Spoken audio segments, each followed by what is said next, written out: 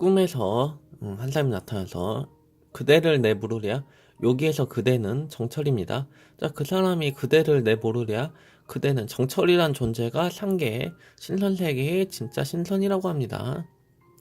황정경이라는 도가의 경전이 있는데 책에 나오지만 옛날 한 신선이 옥황상제 앞에서 이 경문이 한 글자를 잘못 읽어 인간 세계에 유배되었다는 전설이 있다고 합니다. 이 글자를 잘못 읽어가지고 인간 세상에 내려와서 우리를 왜 따르느냐? 즉 꿈에서 물론 정철이 만들어낸 존재이겠지만 이 신선이 정철에게 이렇게 얘기하는 겁니다. 너는 신선이야. 원래 하늘나라의 신선인데 네가 글자를 잘못 읽어서 인간 세계에 추방된 걸 뿐이다. 자, 그러면서 신선이 계속 얘기합니다. 지금 신선이 여기 부분은 다 신선이 화자에게 하는 말입니다. 자, 잠깐만 가지마오. 이 술 한 잔 먹어보오. 하면서 북두칠성을 기울여서 창해수 푸른 바닷물을 부어낸다고 합니다. 자, 북두칠성 여러분이 알다시피 이 국자 모양인데 이 국자 모양이 별을 기울여 가지고 푸른 바다를 구원했다고 합니다. 진짜 정철은 엄청난 술꾼이었다. 그래서 이거를 가지고 제가 호방하다라는 얘기를 수업 시간에 했었는데, 호방하다라고 하면은 의기가 장하여 작은 길에 거리낌이 없다. 호방한 웃음, 흔히 호탕하다고 하는 거랑 비슷하겠죠. 작은 일에 거리낌이 없고 큼직큼직하지 않습니까? 얼마나 술꾼이면은 그냥 술로 성에 안 차가지고 북두칠성을 기울이니까. 자, 저 먹고 신선이 먹고 날 정철을 먹이거든. 서너 잔을 기울이니까 화풍. 봄바람이 습습하게 산들산들 불어가지고 양쪽 겨드랑이를 축혀드니 구만리 장공. 자, 구만리나 되는 장공이라고 하면은 길장에다가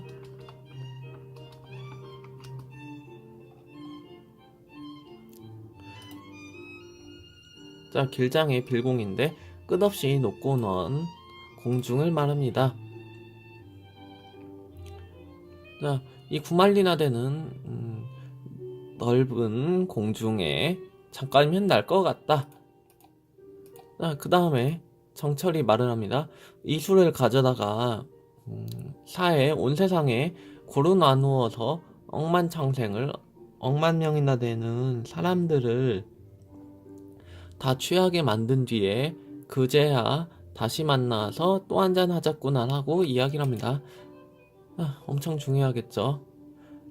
원래는 이것을 어떻게 할지 본사 두 번째에서 얘기했지만은 과연 자기가 정치를 하는 사람은 위정자로서의 삶과 인간 본연의 욕망 이 사이에서 어떻게 할 것인가 갈등을 했었는데 꿈에서 술을 마고서는 드디어 결심을 했습니다. 자, 신선이 권하는 술을 백성들과 나눈 다음에 그 다음에 다시 만나서 한잔 하겠다고 합니다. 자, 자기가 노는 것보다도 애민정신과 선정에 대한 포부가 먼저 있다고 할 수 있죠. 이런 것을 뭐라고 하냐면은 선우후락이라고 한다 라고 했습니다. 자, 먼저 선 근심할 후 뒤후 즐길락입니다. 그래서 국어사전에도 보면은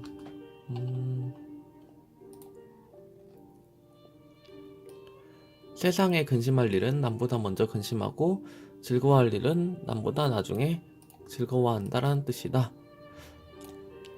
먼저 일을 한 다음에 나중에 놀겠다. 그래서 백성을 먼저 취하게 하고 내가 나중에 취하겠다. 이런 식으로 갈등이 해결이 되는데 이 문제는 학습활동에도 나오지만은 뭐라고 나왔었죠? 자, 너무 비현실적이다 라고 이야기를 했었습니다. 이거 어떻게 보면은 물론 이렇게 해결하는 것이 정철 입장에서는 옳았다고 생각할 수 있겠지만은 너무 비현실적이다. 어쨌든 결사에서 가장 중요한 부분은 이 부분이니까 잘 생각해 주세요.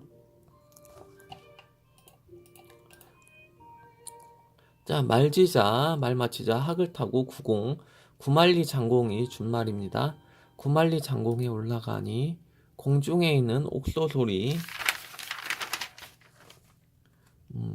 옥으로 만든 퉁소 소리가 어제던가 그제던가 지금 여기에서 꿈에서 현실로 돌아오는 겁니다.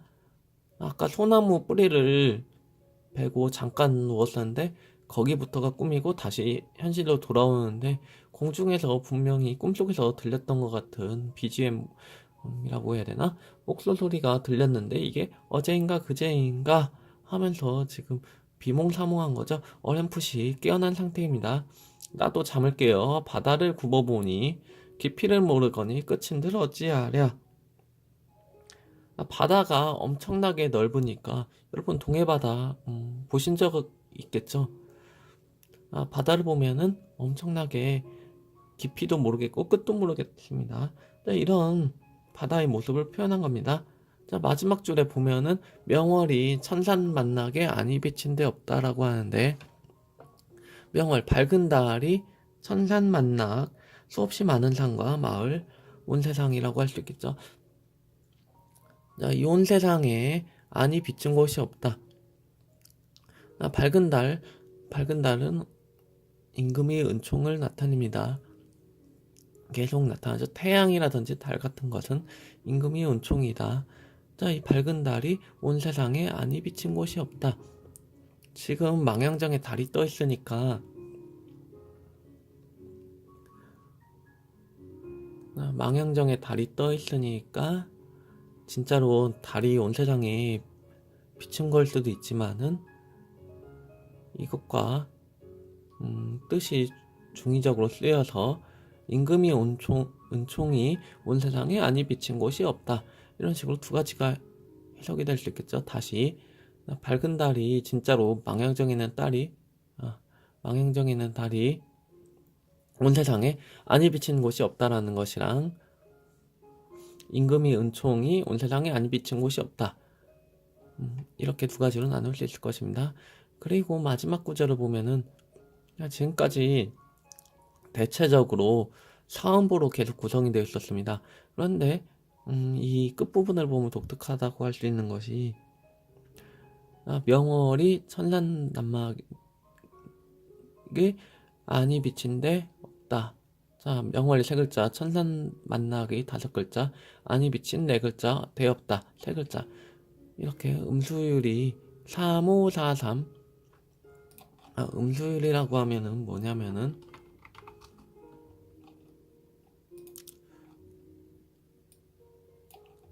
시에서 음절이수를 일정하게 하여 이루는 운율을 음수율이라고 합니다. 지금까지 가사작품 쭉 살펴본 것은 음절이 숫자가 중요한 것이 아니라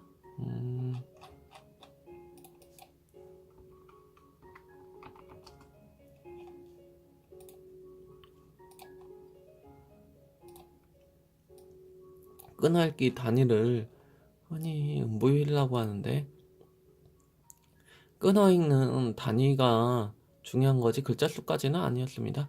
그냥 끊어서 네 마디로 읽는 거였지 글자 수까지는 중요한 게 아니었는데 자, 시가 그렇듯이 자꾸 NG가 나네요. 시가 그렇듯이 시조가 그렇듯이 세 글자, 다섯 글자, 네 글자, 세 글자 끝납니다. 시조 같은 경우에 종장에서 앞에 세 글자, 그 다음에 다섯 글자 이상으로 구성되는 거 잘 아실 텐데 가사 같은 경우도 그랬습니다. 쭉 사음으로 이어지다가 나중에는 세 글자, 다섯 글자, 네 글자, 세 글자의 숫자를 어느 정도 지켰습니다. 이런 것을 정격가사라고 합니다. 정격가사 한자를 보시면은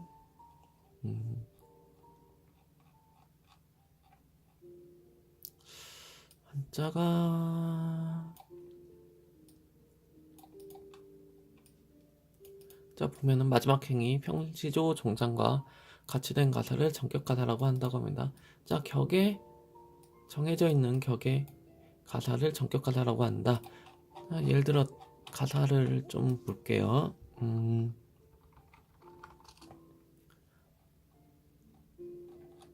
어디 나올까?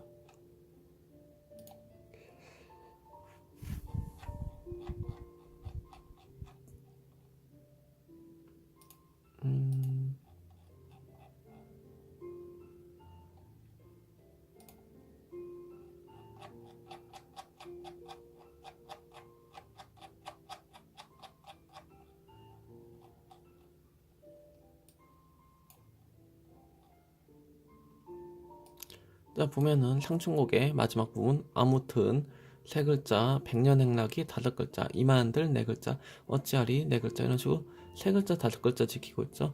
이런 것을 전격 가사라고 하고 안 지키는 작품들을 변격 가사라고 한다라는 거 알아두시면 되겠습니다.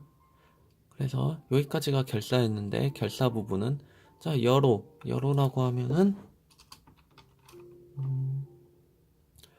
자, 나그네려에다가 여기 군사리로 나오는데 나그네려에다가 길로 해서 여행길이라고 생각하겠습니다. 여행길이 종착되었다. 자, 내면적 갈등이 해소가 되는데 뭘로 해소되었다? 자, 꿈을 통해서 해소가 되었다. 어떻게? 선우라기 방식을 통해서 해소되었다.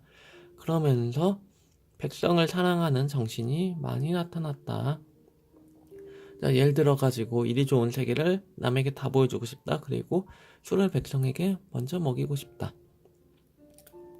자, 여기까지가 결사입니다.